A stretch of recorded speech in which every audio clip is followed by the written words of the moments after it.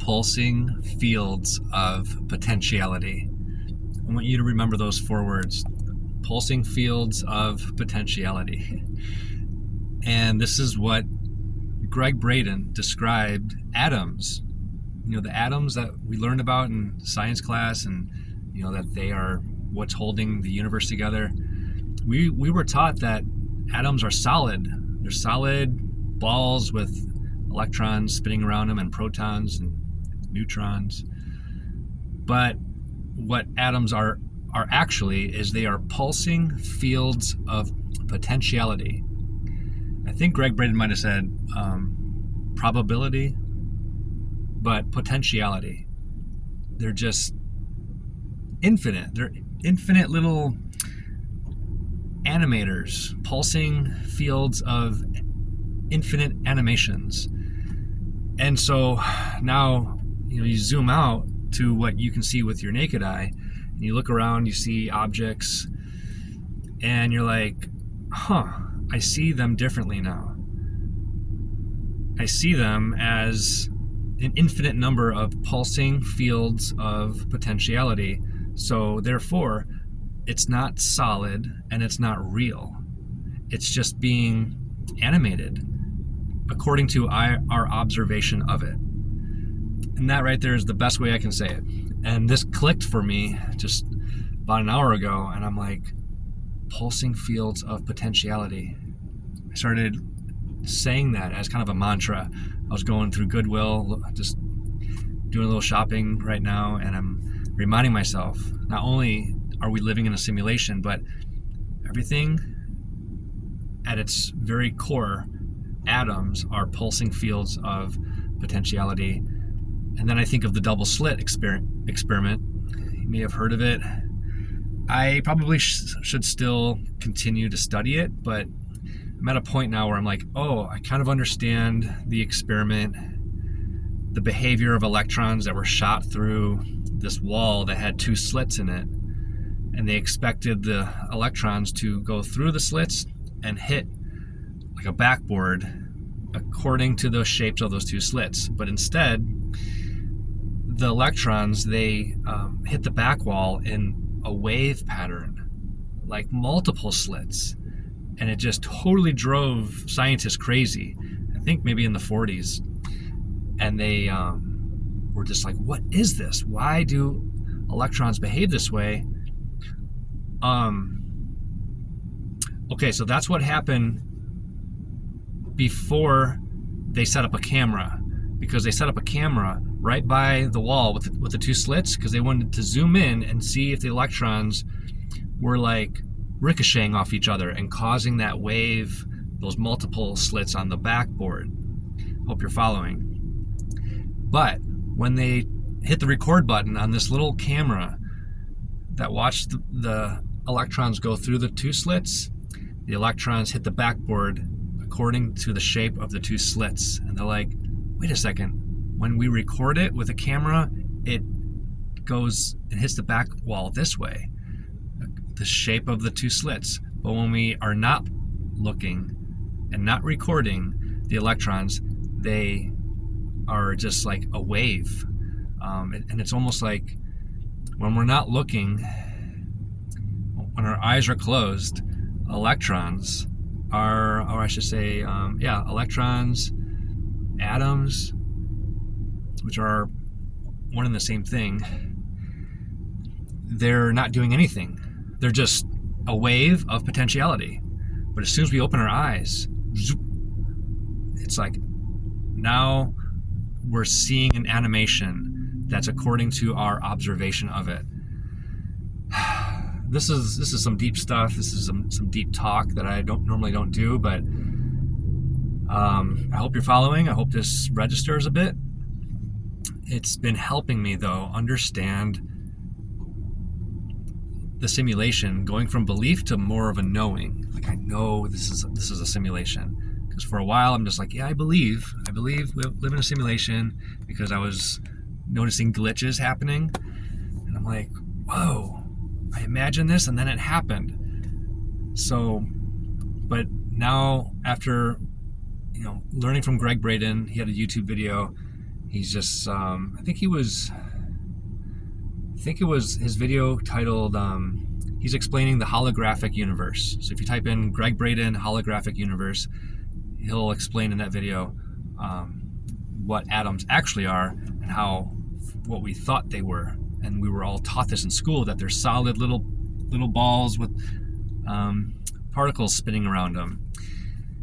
And anyways, so yeah, it just causes you to go deep. I don't know if this does for you, but it certainly causes me to live life more deeply.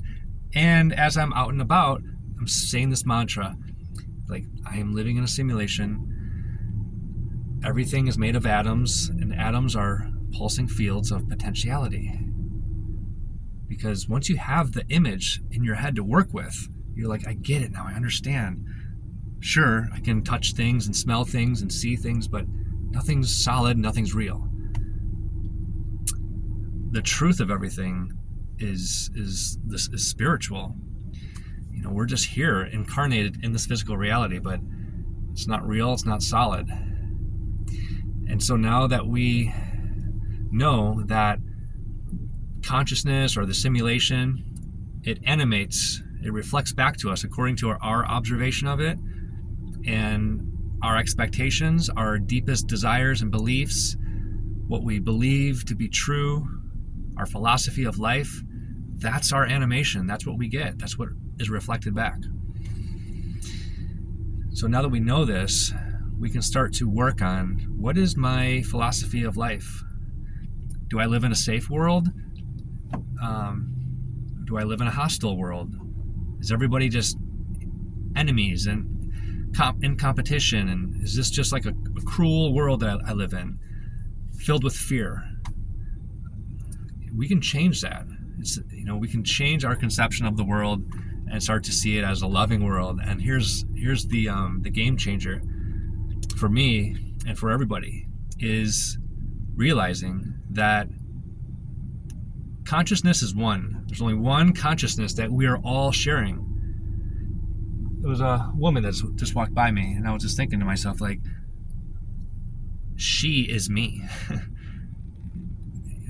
I'm just speaking that language. We have to be able to speak a language here in this physical realm to communicate with others, and we have to say they, them, he, she, but really it's all one. But so we don't sound crazy, we say, yeah, that woman that's walked by, she is me, because we both share the same consciousness. The consciousness and the energy that's giving us life is one. It's the same. And when we die and leave our bodies, we return back to that, to oneness, to interconnectedness. And it's beautiful. From what I've heard from hundreds of near-death experience stories, it's a beautiful place that feels like you're being clothed in love and compassion. It feels like home. So, and that's why you hear about people who are homesick here on Earth. They just feel like, this is not my home. I'm homesick. I want to go back to heaven. But yeah, it's a beautiful truth that everybody needs to come to in their life, and that is, we're all one. We're all connected. You have to start to see yourself in other people. Look into people's eyes. It's easier to do this from a distance, but when you're in conversation with somebody, it's like, it's hard to see yourself in them, because they're talking and you're being in a conversation. But when you look at someone from a distance, you just see yourself in them. Just like, there's a man walking on the side of the road. Maybe he's having a bad day. I don't know. He's going through hard times because it's hot out right now, and he's just walking. But I can see myself in him because I can resonate. I've been there before, So it's not like, I don't think I'm better than him, and no, like, we're all going through life in our own unique way and different levels of awareness, but we are all one. We're all one. You might have heard, everybody is you pushed out, and pushed out from the atoms, from pulsing fields of potentiality being pushed out, like projectors reflecting back to you. Me pushed out. My deepest, innermost heart, my innermost mind is what's being pushed out, and I'm seeing. And so every single person you come in contact with is you pushed out. Everyone's a mirror. You probably know this by now, is that people reflect back to you what you think about yourself. And if you love yourself, people love you. I don't know if you noticed that, but if you don't really love yourself, people, they treat you accordingly. Most people will. Unconscious people will. But a conscious person who's connected and present won't treat you unlovingly, because they know the truth. They're connected to love. So, all right, now's a good time to cut this video short, and thank you for sticking around to the end. Really wanted to drive that one home, the pulsing fields of potentiality, atoms. Man, I'm just so jazzed about this new knowledge and understanding, and I hope that it's sunk. Maybe watch this video again, but leave me a comment.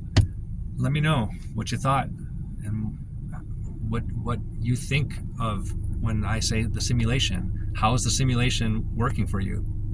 So yeah, love it. Love all of you, and I will see you on the next video. Bye.